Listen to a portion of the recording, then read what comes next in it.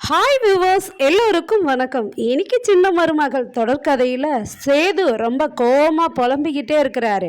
என்னன்னா, அந்த தமிழ்ச்செல்விக்கு எவ்வளோ திமிருந்தா போஸ்ட் அடித்து ஒட்டி என்னை அசிங்கப்படுத்தியிருப்பாப்பா அதுவும் இல்லாமல் என்னன்னு போஸ்ட் ஓட்டிருக்கானா, வெறும் 432 ஓட்டில் தானே நீங்கள் ஜெயிச்சிங்க. அதனால் அதெல்லாம் உங்களுக்கு வெற்றியே கிடையாது. அதனால் அந்த எம்எல்ஏ பதவியை ராஜினாமா பண்ணிடுங்கன்னு சொல்லிட்டு ஒரு போஸ்ட்டில் எழுதி ஒட்டியிருக்காப்பா அவ என்னதான் நினைச்சிட்டு இருக்கான்னு தெரியல. என்ன இது மாதிரி ரொம்ப டென்ஷன் பண்றாப்பா அப்படின்னு சொல்லிட்டு புலம்புறாரு. அப்ப உடனே ஈஸ்வரி குத்தி கொடுக்குறாங்க. சேது, ஆமா சேது, அவ ஆளுங்களை வச்சு அவ தான் ஒட்டியிருக்கா போஸ்ட அப்படின்னு சொல்லிட்டு சொல்றாங்க.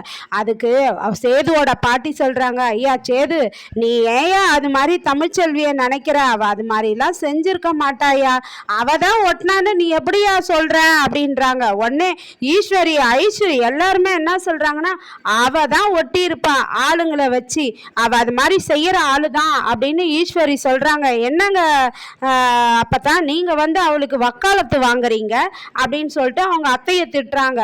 அதுக்கப்புறமா உடனே ராஜாங்கம் என்ன பண்றாருன்னா சேதுக்கு சமாதானம் சொல்றாரு. சேது, இதெல்லாம் நினைச்சு நீ வருத்தப்படாதயா, நீ ஏன் இதெல்லாம் நினைச்சு வருத்தப்படுற?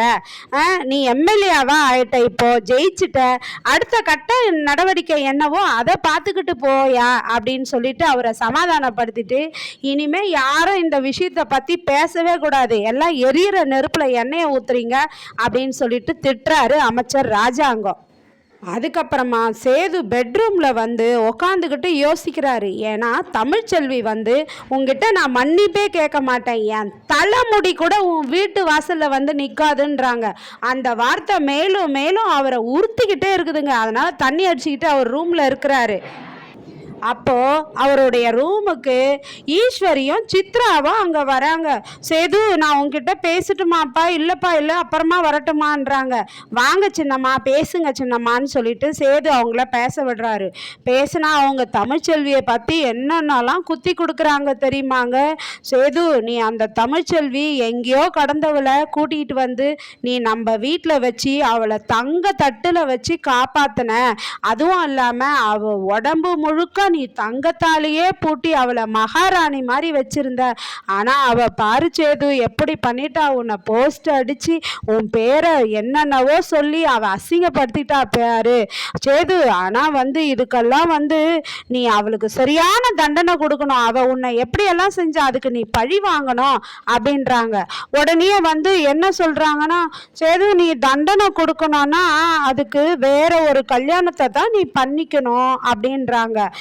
வேற ஒரு கல்யாணம் பண்ணிக்கணும்னதும் சேது நிமிர்ந்து ஷாக் ஆகி அப்படியே பார்க்கறாரு, யோசிக்கிறாரு. ஆமாப்பா, அவ அப்பதான்ப்பா நீ அது மாதிரி ஒரு தண்டனையை கொடுத்தாதான்ப்பா அவ மனசு வலிக்கும். சரி சேது, நான் ஏதோ பேச வந்ததை பேசிட்டேன், இப்போ சரியில்லை, அதனால நான் போயிட்டு வரேன் அப்படின்ட்டு ஒரு மண்ணை தூவிட்டு போறாங்க சேது மனசுல. அவர் அதவே நினச்சிக்கிட்டு உடனே அவங்க வீட்டில் அவங்க அப்பா அம்மாவை எல்லாரையும் கூட சொல்றாரு. அந்த வீட்டில் கூட சொன்னதும் உடனே சேது என்ன சொல்றாருன்னா, அப்பா நான் உங்ககிட்ட எல்லார்கிட்டயும் ஒரு விஷயத்தை பற்றி பேசணும்ப்பா, அதனால தான்ப்பா உங்களை எல்லாரையும் ஒன்று கூட சொன்னேன் அப்படின்றாரு. என்னையா சேது சொல்லுயா அப்படின்றாரு. இல்லைப்பா, அந்த தமிழ்ச்செல்வி அவளை நான் கல்யாணம் பண்ணிக்கணும்னு நினச்சி நம்ம போயிட்டு பொண்ணு கேட்டு அவளை கல்யாணம் பண்ணின்னு வந்தோமேப்பா, அதுதான்ப்பா நான் செய்த தப்பே அப்படின்றாரு. உடனே ராசாங்கம் சொல்றாரு, எதுக்குயா நீ இது மாதிரி பழசெல்லாம் நினச்சி நீ மனசு கஷ்டப்படுற, சந்தோஷமா இருயா, எப்பவுமே நடந்ததை நினைக்காதையா அப்படின்னு சொல்றாரு. இல்லப்பா, அவளால தானே நீங்க ஒரு முறைக்கு 2 முறை ஜெயிலுக்கெல்லாம் போயிட்டு வந்தீங்க.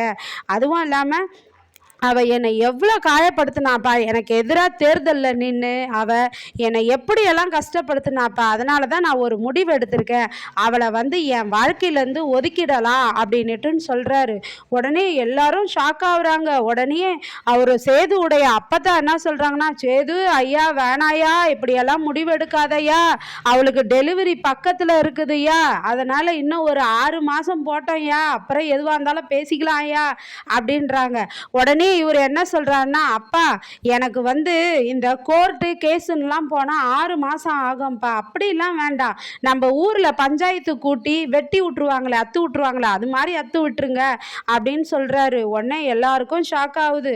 அதே போல் ராசாங்கம் அவங்க அம்மா, ராசாங்கம் இது என்னப்பா இப்படி சொல்கிற போல, வேணாயா அதெல்லாம் அப்படின்றாங்க அவங்க புள்ளக்கிட்ட. அதுக்கு ராசாங்கம் சொல்கிறாரு, நான் என்னம்மா பண்ண முடியும், சேது என்ன முடிவு எடுக்கிறானோ அதுபடி நடந்துட்டு போட்டோம் அப்படின்னு சொல்லிட்டு போயிடுறாரு.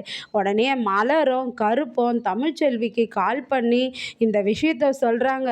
தமிழ் இது மாதிரி சேது வேற ஒரு கல்யாணம் பண்ணிக்க போகிறேன்னு சொல்கிறா போலம்மா அப்படின்ட்டு.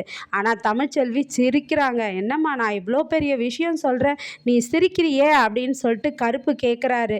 எனக்கு அப்பத்தாவுக்கு மலருக்கெல்லாம் ரொம்ப கஷ்டமாக இருக்குதம்மான்னு. அண்ணன் அதுக்கு என்னென்ன பண்ண முடியும் அப்படின்னு சொல்லிட்டு, அவர் ஏற்கனவே நானும் அவரும் இந்த உறவே இல்லைன்னு தானே வந்தோம், இதுக்கப்புறம் அவர் யாரை கல்யாணம் பண்ணிக்கிட்டா எனக்கு என்னென்னு சொல்கிறாங்க. நாளைக்கு இந்த கதை தமிழ்ச்செல்வி கிட்ட எப்படி போய் நடக்குது, யாரெல்லாம் என்னென்னலாம் பேசுகிறாங்க அப்படின்ற தொடரை நாளைக்கு மீண்டும் சந்திப்போம். நன்றி, பாய்.